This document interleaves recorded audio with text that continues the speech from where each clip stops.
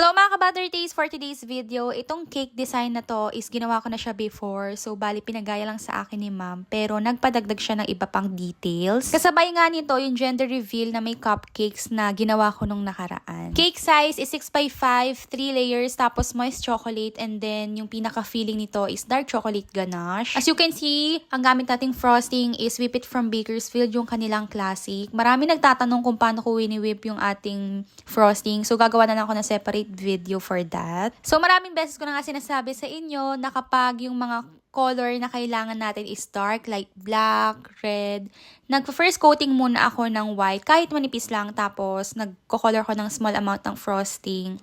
And then, saka ako i-final coating dun sa cake. Oo nga pala, naglagay ako dito ng mga 2 pieces na sticks, tapos at this point, magdi-drip na ako. Ang ginamit kong drip dito is pure chocolate na white. Kasi kailangan ko siyang paintingan ng gold. I mean, maging gold yung drip natin. So, dahil malimig nga yung pinaka-cake natin, nag-set agad siya, and then hindi ko na siya nilagay sa chiller. Direkta na agad ako nag-paint ng gold. Pero yung pinaka-gold natin dito is dust pa, hindi ko siya dinilute. If gusto nyo malaman kung paanong technique yung ginagawa ko kapag magdi-drip ako ng gold, just comment down below. Gagawa tayo ng separate video for that. Kasi hindi na talaga ako nahirapan mag-achieve ng mga gold drip once na natutunan ko to. Actually, na-post ko na siya before, pero kasi sobrang tagal na nun, kaya gagawa na lang ulit ako ng separate video. Yung before ko nga na sample is Jack Daniels siya, tsaka Red Horse, pero pinapalitan ni ma'am na San Mig Light. So, mabuti na talaga. Marami akong stocks ng mga alak na bottles. Tapos, hindi rin ako nakahanap ng gold na kisses, kaya tinodo ko na lang ng bongga yung pinaka-Ferrero natin. Yung mga chocolate na tinusok ko is nilagyan ko na lang siya ng stick sa likod, kumbaga alalay lang para hindi sila tumumba. Tapos, nagpa-add lang din si ma'am ng happy 60th birthday na cricut toppers na in-order din natin. So, basically, ayun na yung finished product. Super elegant, diba? Tapos, syempre, wag nyo kalimutan yung logo. Tapos, pakita ko naman sa inyo yung ating next cake. Super old video. Ngayon ko lang din na-upload at siningit ko na nga lang din dito para may ipakita ko sa inyo. So, basically, isa lang yung color nito. So, light blue lang. Kung di ako nagkakamali, itong si Baby Kale, parang pang 1 taon niya na. Pero ngayon ko lang na-upload yung number 9 niya. Pasensya na talaga, ma'am. So, ito is Paw Patrol. So, basically, finifill out ko lang yung gaps.